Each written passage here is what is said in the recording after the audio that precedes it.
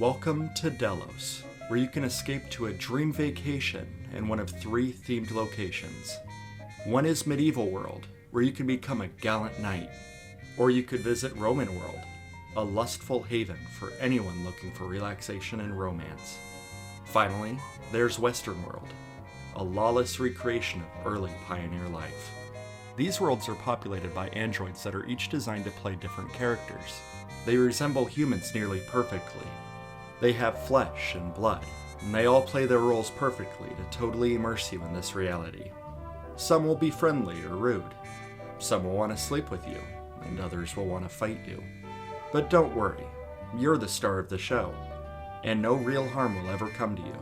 You can further ease your mind knowing that Delos employees are monitoring everything underground, tweaking the androids nightly to ensure that everyone has the best experience possible. Get excited to embark on an adventure of a lifetime, where you can become anyone you want, you can do anything you want, in a place where nothing can possibly go wrong. Westworld was written and directed by Michael Crichton as his debut theatrical film. He's mostly known for his written work, which includes The Andromeda Strain and Jurassic Park. What can I say? He likes to write stories about mankind overstepping its power and creating theme parks that wind up getting a bunch of people killed. Oh shit.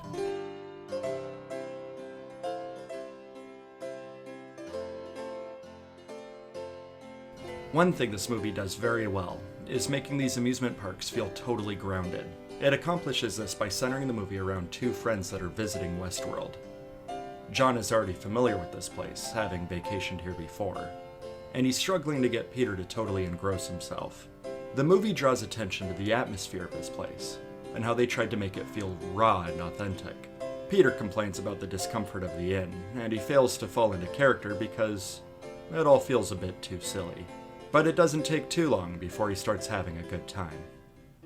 Meanwhile, another guest at the park is enjoying a grand feast in Medieval World, and the Queen seems to have caught his eye. He quickly seeks out a forbidden relationship with her, and learns that he'll soon have to duel the Black Knight, which, unsurprisingly, makes him a bit anxious. After the first day, we get to see how the staff of Delos quietly clean up the streets, collecting the disabled robots and returning them to an operating station to try to repair them. It's actually pretty interesting watching the engineers discuss the issues regarding the different machines.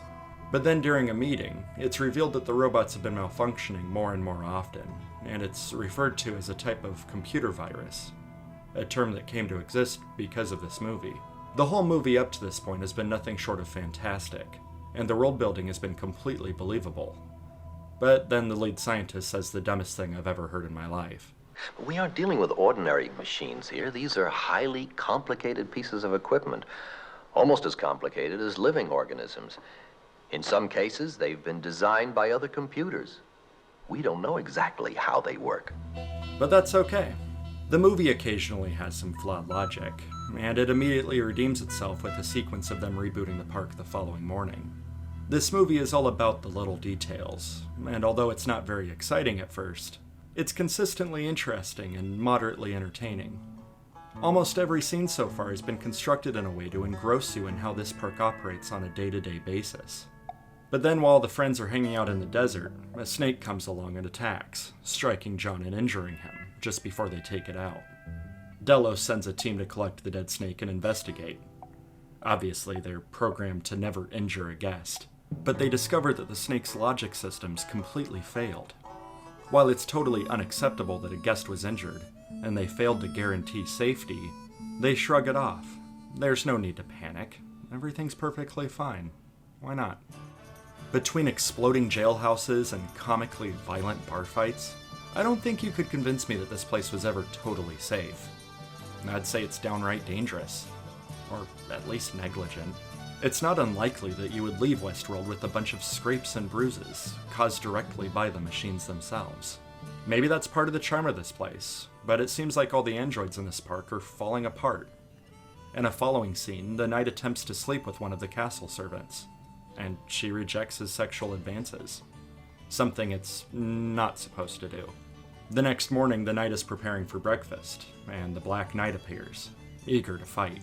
At the same time, John and Peter wake up with a vicious hangover, and they stumble their way back to the hotel. The gunslinger is waiting for them, wanting another duel. Both interactions have our human characters irritated, not really being in the mood to be interrupted, and they all approach the robots a bit haphazardly. The battle between the two knights is progressively aggressive, and it's actually a bit unnerving, especially with the complete lack of music. Just the realistic bangs of metal clashing as the Black Knight becomes more and more relentless. It's completely out of control, and it slaughters the guest. Delos rushes to shut down the entire park, but it's too late. The robots are completely unresponsive. Everyone in the park is being massacred. The third act of the movie is a continuous chase scene between Peter and the gunslinger. The movie is only 88 minutes, so it actually manages to keep the momentum going, as it moves from the desert to the creek, to the wreckage of the other parks and the underground Delos lab. These scenes are decently tense, the gunslinger's performance being very cold and calculated. Which, another fun fact, directly inspired the design of the Terminator. The entire movie up to this point has had a very evenly slow pace, and that hasn't changed for the last half an hour. The climax is tense, but it's not intense. There's a handful of moments that made me wonder if they were just trying to pad the runtime a little bit. There are several shots that repeat information that we definitely already had. At its worst, you could find it a bit stale by the very end, but it's actually impressive how much fun this movie is with how little is going on.